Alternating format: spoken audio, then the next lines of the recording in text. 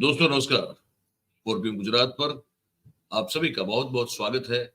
मैं हूं आपका दोस्त मयूर जानी।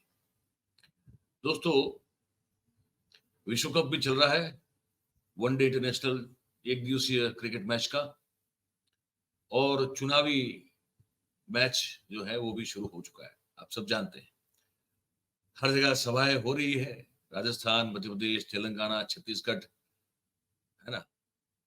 और अपनी अपनी तरह से जो है गेंदबाजी कर रहे हैं चुनावी मैदान में। अब आज इस कार्यक्रम में हम जो आपसे बात करना चाहते हैं वो कुछ 2-3 मुद्दे हैं अलग अलग तरह के। आप इसको अपने हिसाब से जो है समझने की कोशिश कीजिएगा कि ये इस कार्यक्रम में हमने यही बात क्यों की है, वो आप समझ जाएंगे।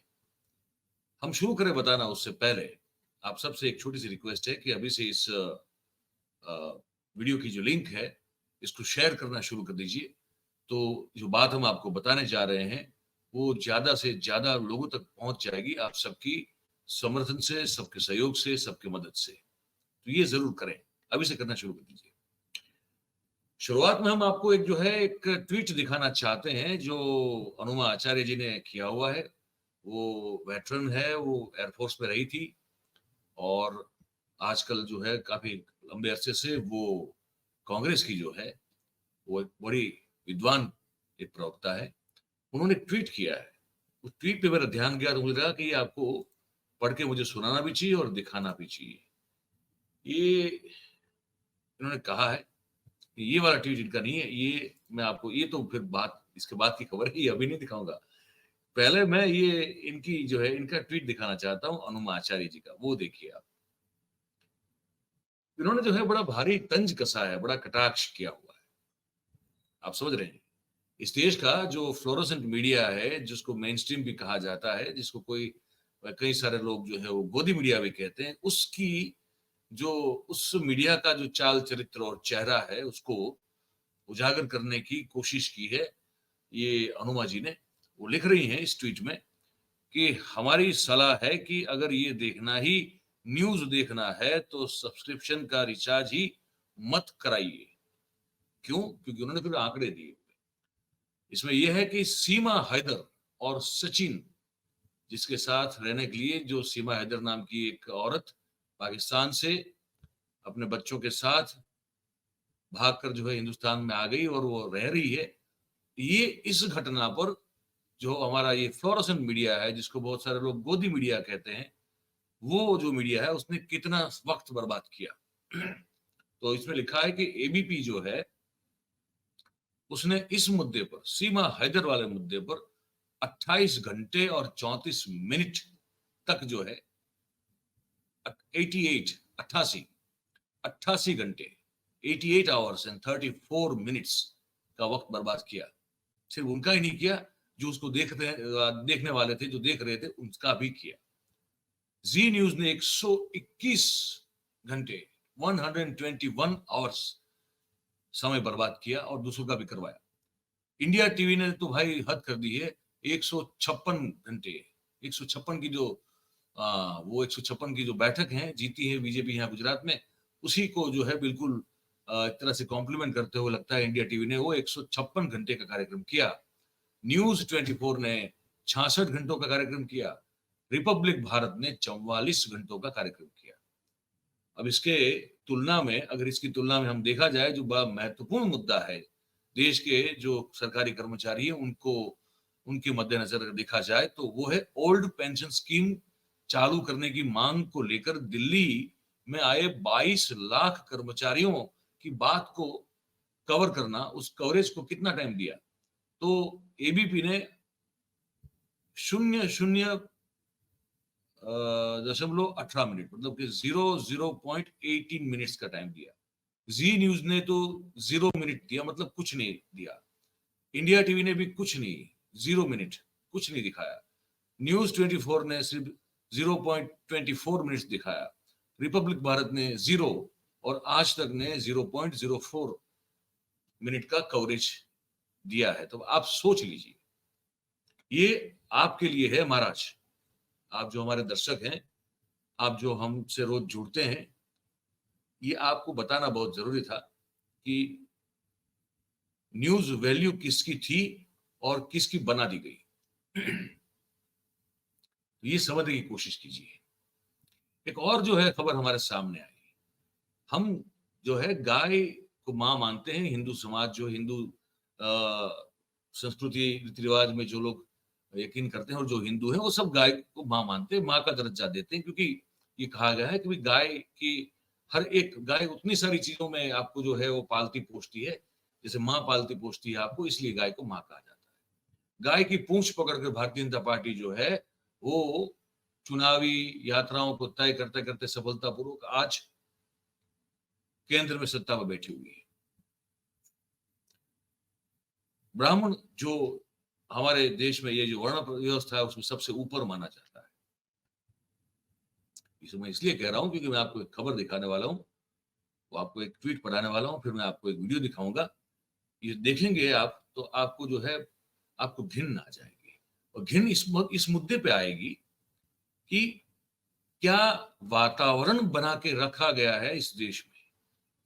और विकृति जो है ना, देखिए एक चीज मैं बताऊं आपको, अगर आपके आसपास का वातावरण सही नहीं है, अगर आपके मोबाइल का डेटा जो है वो आटे से सस्ता है ना, इस पे कुछ भी देख सकते हैं आप, तो विकृति आना बहुत ही सहज है और बहुत ही, जिसे कहते हैं ना, इतना आसान है कि आप पूछिए मत। तो विकृति आ जाती है, उसको रोकने के क्या प्रयास है, इसको काम नहीं कर रहा, इसको कोई बात भी नहीं करना चाहता, लेकिन ये हुआ है। पहले मैं आपको एक ट्वीट दिखा दूं। ये मनु कनिका नाम की एक मेरे ख्याल से एक युवती है, जो आई एम मनु त्रिपाठी 5 लगती है, उनका एक ट्वीट इससे पहले भी हमने आपको दिखाया था। वो कह रही है कि इसे ही कलयुग कहा जाता है। अब तो इस अमृत काल में बेटियों के साथ साथ गौ माता भी बलात्कार की यातना सहने लगी है। गौ माता के नाम पर जीवन यापन करने वाले अब गौ माता का ही बलात्कार करने लगे हैं। मध्य प्रदेश के देवास में गौ माता के साथ बलात्कार करते हुए रंगे हाथों पकड़ा गया गांव के मंदिर के पुजारी जी का बेटा, जो खुद बगल का जो गांव है वहां पे पुजारी का कार्य करता है। इससे बड़ा पाप क्या होगा जो मां का ही बलात्कार करे। क्या कोई ब्राह्मण मुझे बताएगा कि इसके लिए इसको क्या सजा मिलनी चाहिए। कुछ दिन पहले केले के लिए एक बीमार बालक को मार दिया गया था। इसको भी क्या कुछ ऐसी सजा मिलेगी, या फिर ब्राह्मण कुल से है, ऊपर से ब्राह्मण देवता, जो कि उनके पिता पुजारी हैं और उनका ये बेटा है जो खुद पुजारी है। अब इसे क्षमा कर दिया जाएगा? मैं ये प्रश्न ब्राह्मण समाज के बुद्धिजीवी धार्मिक लोगों से पूछ रही हूं। ये मनुकणिका नाम का जो ट्विटर हैंडल रखती है अपना, ये वो सवाल पूछ रही है। सवाल बड़ा वाजिब है, इस पर बात करें उससे पहले वो वीडियो दिखा दूं जिसमें उस बच्चे के एक तरह से थोड़ी उसको जो प्रसाद उसको भी मिला है और पूछताछ की जाए। रुको मत मारो, रुको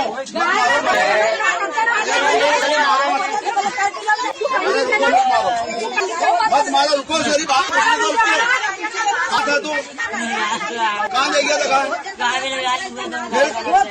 किसने देखा इसको गाय के पास? क्या दे रहा है वो गाय माता है ना? बामन है ना? चल रही वीडियो। बामन है ना? तुम बामन होने बताओ भाई करो आप तुम्हारो, तुम बामन हो तो क्या करें? तो माफ करें, हम क्या माफ करें? भगवान माफ करें।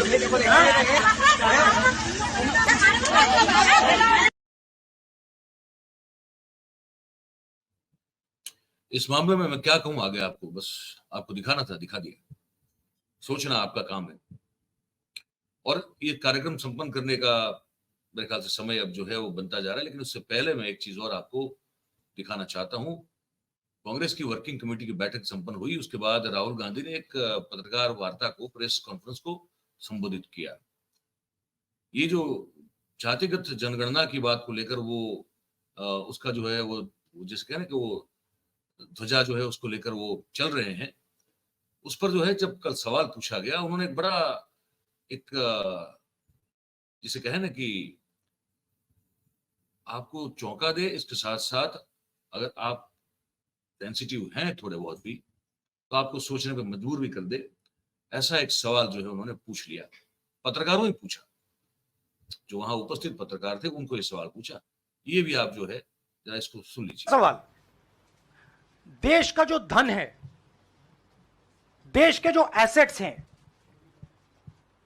क्या वो इन लोगों के हाथ में भी हैं या नहीं?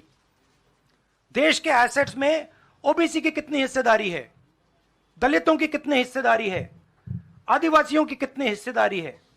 देश के इंस्टीट्यूशंस में आदिवासी कितने, ओबीसी कितने, दलित कितने? मैं आपसे पूछ लेता हूं, इस कमरे में दलित कितने हैं? देखिए, ये मजा देखिए, इस कमरे में ओबीसी कितने हैं? हाथ उठा के दिखा दीजिए, देखिए मजा।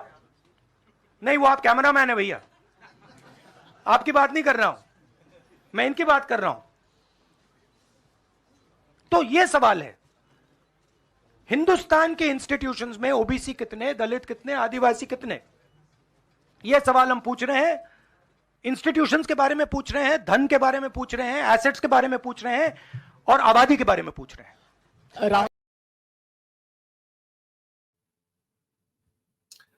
सवाल बड़ा वाजिब है, चुभने वाला है, लेकिन मुझे लगता है कि अगर इतने सारे पत्रकारों में से भी अगर वो कहीं आपको ना दलित मिल रहा है, ना आदिवासी मिल रहा है, तो ये अपने आप में जो है, जो वास्तविकता है उसको बयान कर देने वाली बात है। तो भागीदारी तो होनी चाहिए, उसके लिए अगर वो लोग, अगर उनको जितना भी तैयार करना पड़े वो करना चाहिए, लेकिन वो बात सच है। तभी सबका साथ, सबका विकास जो है वो तभी सार्थक हो सकता है, ये मैं बिल्कुल मानता हूँ। यही बताना था आपको इस कार्यक्रम, आपको क्या सोच रहे हैं, आपको क्या लगता है, वो हमको जरूर से नीचे कमेंट बॉक्स है आपके लिए, उसमें लिख के हमको बताइएगा। और बात अगर आपको हमारी पसंद आ रही हो तो फिर इस वीडियो को लाइक कीजिए, इस वीडियो के लिंक को हो सके उतना शेयर कीजिए, और हमारे जो चैनल है उसको आप सब्सक्राइब करें और अपने आसपास के लोगों से जरूर से करवाएं। बहुत बहुत धन्यवाद करते हैं आप सबका इस कार्यक्रम में हमारे साथ जुड़ने के लिए। Thank you very much. नमस्कार।